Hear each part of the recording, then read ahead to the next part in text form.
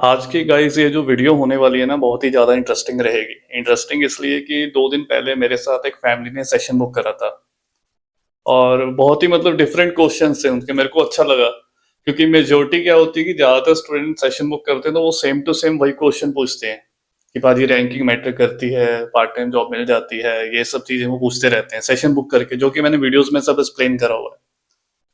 तो उस फैमिली ने मेरे साथ काफ़ी इंटरेस्टिंग क्वेश्चन पूछे। वो मेरे को नेगेटिव पूछ रहे थे यूके के बारे में और मेरे को भी अजीब लगा। तो मैंने उनको बताया कि ये सब चीज़ें हैं जो फेस करनी पड़ती हैं, नेगेटिविटी। मैंने उनको सब बताया यूके के बारे में। तो फिर मैंने सोचा एक वीडियो भी बना दूंगा इसके बारे में, तो पता होना चाहिए क्योंकि हम जब भी बात करते हैं यूके के बारे में, फॉरेन कंट्रीज के बारे में, किसी भी कंट्री को ले लो, हर टाइम पॉजिटिव पॉजिटिव पॉजिटिव।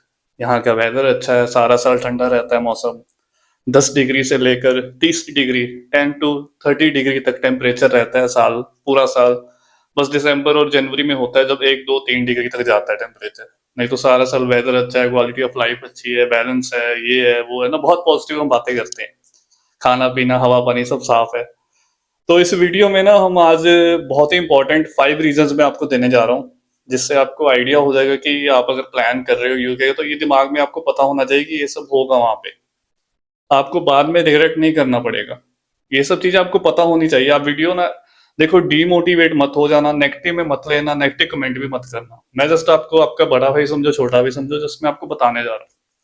बाकी एप्लीकेशंस अभी चालू हैं सितंबर इनटेक की। अगर कोई भी स्टूडेंट अभी भी इंटरेस्टेड है, जिसका बजट लो भी है, उसमें भी एक यूनिवर्सिटी अभी ओपन है। 15 जुलाई तक कुछ यूनिवर्सिटीज रहेंगी ओपन। और जैसे भी आप एक बार कांटेक्ट कर लेना। ऑफर लेटर भाई आ रहे हैं 3 से 4 दिन में। डिस्क्रिप्शन में मैंने आपको फॉर्म दिया है, स्टूडेंट वीजा एप्लीकेशन फॉर्म। उस पे जाके अपने डॉक्यूमेंट्स अपलोड कर देना भाई। हमारा प्रोसेस पूरा ट्रांसपेरेंट रहता है। आप किसी और एजेंट से अप्लाई करते हो और पता है स्टूडेंट क्या करते हैं, मैं बताता हूँ आपको। मेरे को व्हाट्सएप पे ना ऑफर लेटर भेजेंगे, पाजी ये देखना ये ऑफर लेटर जेन्युइन है। और मैंने कहा भाई तुम मेरे को क्यों पूछ रहा है, कहता मेरी मेल पे नहीं आया। तो भाई आप यूनिवर्सिटी को मेल डालो ना, ऑफर लेटर अटैच करो, सीधा इंटरनेशनल डिपार्टमेंट को मेल डालो अगर आपको डाउट हो रहा है ऑफर लेटर के बारे में। आपके एजेंट ने मेल आईडी बनाई होगी, आपकी मेल आईडी पे ही आना चाहिए ऑफर लेटर। हाँ, कई बार होता है कुछ यूनिवर्सिटी है वो एजेंट जो पार्टनर एजेंट होता है उसको भेज देती है, तो आप वो भी कंफर्म कर सकते हो। इंटरनेशनल डिपार्टमेंट को मेल डालो कि just want to check the credibility of this offer letter, can you please check and confirm. तो उनके पास सब डाटा होता है आपके, उसमें ऑफर लेटर अटैच करके भेज दो कि ये मेरे को मेरे एजेंट ने प्रोवाइड करा है, कि ये जेन्युइन है, सब कुछ है, मेरे को डाउट हो रहा है ये ना, तो आप पूछ सकते हो। इंटरनेट मैं इसमें क्या बताऊंगा आपको। हमारा तो प्रोसेस वैसे पूरा ट्रांसपेरेंट रहता है। जो भी मेल्स आती हैं सारा कुछ offer letter cash letter student की मेल आईडी पे आता है। अगर आप इंटरेस्टेड हो, करना चाहते हो, तो आप एक बार कांटेक्ट कर लेना, मैं आपको फर्दर बता दूंगा। बाकी वीडियो पे आ जाते हैं। देखो सबसे पहला पॉइंट, कभी भी आप किसी भी कंट्री में जा रहे हो, मैं यूके की बात नहीं करूंगा यहाँ पे, किसी भी कंट्री में जा रहे हो तो अच्छी सिटी पिक करना बहुत इंपॉर्टेंट है।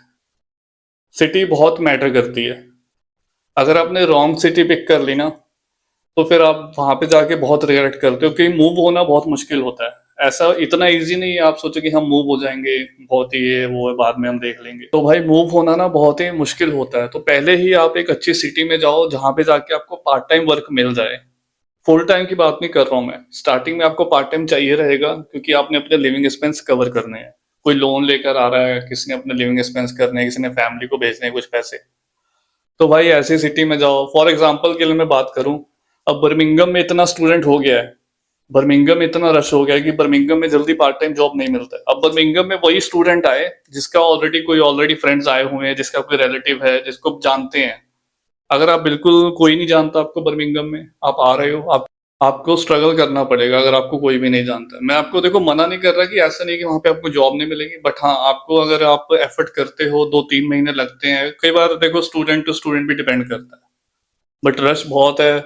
ऐसा नहीं कि आपको काम ही नहीं मिलेगा, मिलता भी है काम, वो डिपेंड करता है। बट मैं आपको बोल रहा हूँ कि पहले ही बहुत रश हो चुका है बर्मिंघम में। तो ट्राई करो कि लंदन पिक करो। लंदन में रिकमेंड करता हूँ। यहाँ पे फिर स्टूडेंट मेरे को कहते हैं भाजी लंदन में तो रेंट बहुत ज्यादा है। अरे भाई मैं आपको इनर लंदन में रहने को थोड़ी बोल रहा हूँ। लंदन बहुत बड़ा है भाई, आसपास के इतने एरिया हैं, इतनी अपनी कम्युनिटी है, वहां पे आप रह सकते हो। आउटर लंदन में रहो ना, 1 घंटा लगेगा, 40 मिनट लगेंगे। तो आप अपना मेट्रो करो, सबवे होती है, वहां से आप ट्रैवल करके आप आराम से अपना अप डाउन कर सकते हो। पास बन जाता है 100 150 पाउंड में। वो डिपेंड करता है किस जोन में हो, किस जोन का पास चाहिए आपको। इनर लंदन में सिटी सेंटर में ऑलमोस्ट 600 700 800 पाउंड है रेंट भाई एक कमरे का। आउटर लंदन में बहुत, लंदन बहुत बड़ा है। आप क्या सोचो, लंदन छोटा सा नहीं, बहुत बड़ा है, बहुत मतलब आबादी भी बहुत ज्यादा है लंदन की, जॉब्स अपॉर्चुनिटी भी वहाँ पे बहुत है। मैं इसीलिए स्टूडेंट को ज्यादा रिकमेंड लंदन करता हूँ। बर्मिंघम में ऑलरेडी, बाकी देखो सिटी ध्यान से पिक करो जहाँ पे आप जाओ तो आपको काम भी मिल रहा है। पहली चीज आपका कोर्स देखा करो कि आपने ये कोर्स करना है, फिर आप देखो कि आपको ये कोर्स किस सिटी में लेना चाहिए, क्योंकि सभी यूनिवर्सिटीज में कोर्सेज तो मिल ही जाते हैं। फर्स्ट कोर्स, देन आप सिटी देखो, देन आप अपना बजट देखो, फिर उसके अकॉर्डिंग आप पिक करो। तो ठीक है। अगर सेकंड नंबर पे मैं बात करूं, ये भी बहुत इंटरेस्टिंग है, क्राइम रेट। यूके में काफी सिटीज ऐसी हैं जो पर्सनली मेरे को बिल्कुल पसंद नहीं है, और मैं जाना भी लाइक नहीं करूंगा। मैं गया भी हूँ एक दो बार, मेरा एक्सपीरियंस अच्छा नहीं रहा है। फॉर एग्जाम्पल के लिए मैं बात करूं, 2 साल पहले हम गए थे मैनचेस्टर हडर्सफील्ड उस साइड घूमने के लिए, फ्रेंड के साथ हम गाड़ी में गए थे। एक स्टूडेंट को मिलना था, मैंने अपने चैनल पे वीडियो भी डाली हुई है, वो बहुत पुरानी वीडियो है, हडर्सफील्ड मैनचेस्टर। तो क्या हुआ था भाई, हम जिस दिन वहां पहुंचे ना, सुबह का टाइम था, हम सुबह सुबह पहुंच गए थे वहां पे, और पुलिस वालों ने जैसे हम हडर्सफील्ड एंटर हुए तो वहां पे सोसाइटी, वो जो भी एरिया था, पुलिस वालों ने रास्ता रोका हुआ था, सील लगाई हुई थी येलो कलर की कि आगे जाना मना है, नो एंट्री।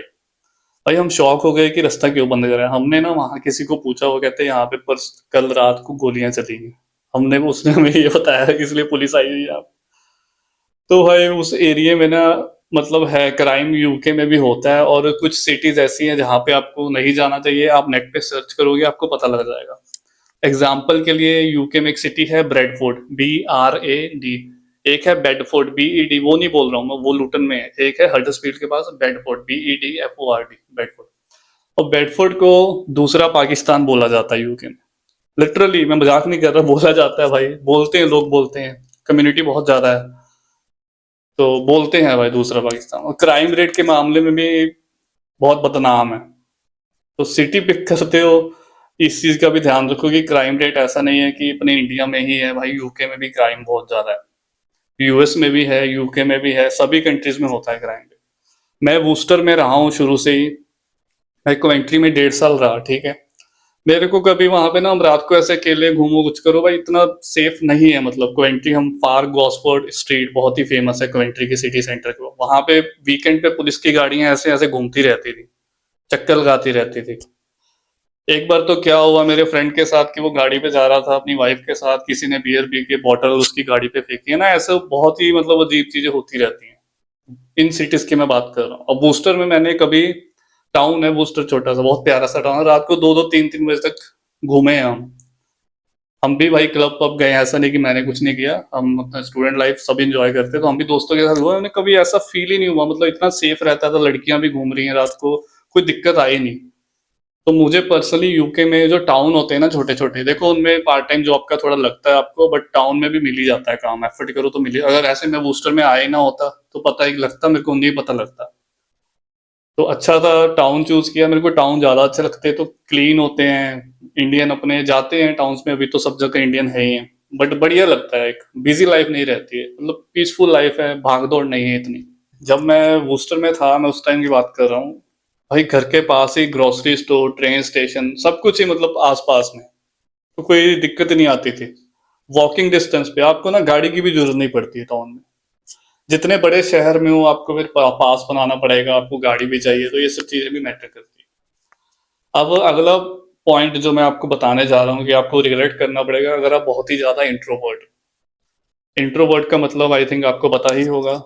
भाई यूके में अगर आप आ रहे हो ना, तो आपको थोड़ा सा अपना नेचर बदलना पड़ेगा, आपको लोगों के साथ सोशलाइज होना पड़ेगा, बातें करनी पड़ेंगी, दोस्त बनाने पड़ेंगे, जो मर्जी करो, आप अकेले पागल हो जाओगे, सीधी पे बात बता रहा हूँ आपको।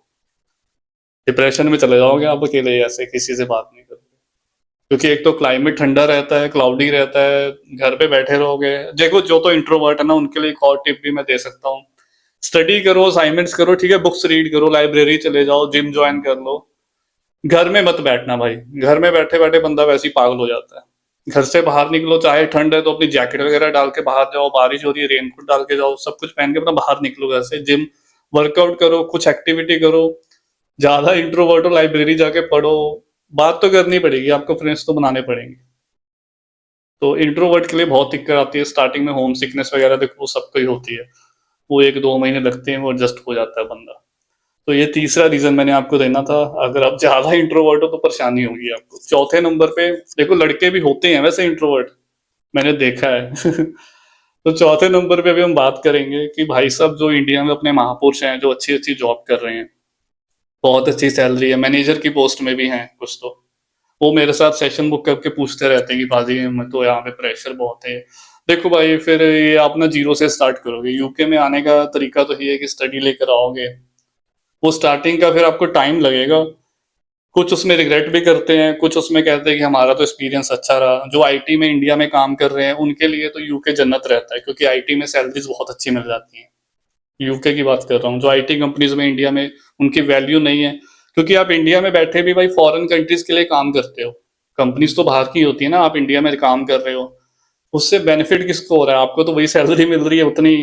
उससे अच्छा है कि आप फॉरेन आ रहे हो, ठीक है आप काम करो, बट हाँ जिनके बहुत ही मैनेजरियल लेवल पे जो हाई पोस्ट पे हैं, अच्छी सैलरी ले रहे हैं, जिनके बिजनेसेस बहुत बढ़िया चल रहे हैं, तो थोड़ा सा सोच के अपना डिसीजन लेना। 50-50 रखो अपना।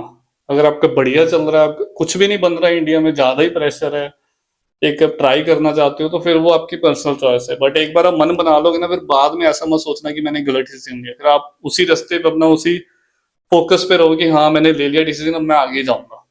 तो ऐसा एक बार अपना वन साइडेड मन बना लो, डबल मत रखो। अगर डबल रखोगे तो आप रिग्रेट करोगे आने के बाद भी।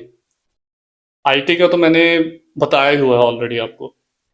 आगे हम बात करें, एक ना बहुत ही मिसकंसेप्ट है ये, बहुत बड़ा, कि जो इंडिया में बैठे हैं या पाकिस्तान, बांग्लादेश, नेपाल, उनको ऐसा लगता है कि यूके का, फॉरेन कंट्रीज का मेडिकल सिस्टम बहुत ही बढ़िया होता है। भाई ये आपका ना दिमाग से मैं वहम निकाल देता हूँ, ऐसा कुछ भी नहीं है।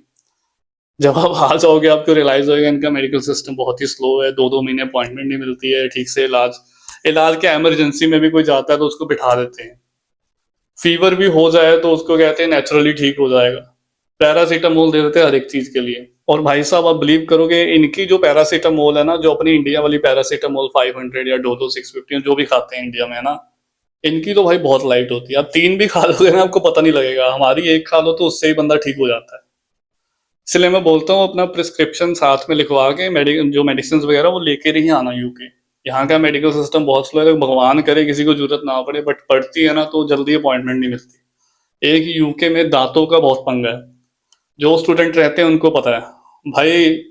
जितना यहाँ पे दांतों का इलाज कराना ना, किसी को जाड़ की दिक्कत हो गई, पेन हो गया, कुछ हो गया ना, दांतों की दिक्कत किसी को भी ना हो, यहाँ पे पैसे बहुत लगते हैं, 1-1 लाख रुपए, 1000 पाउंड, 800 पाउंड तो आराम से लग जाता है दांतों के इलाज में ही।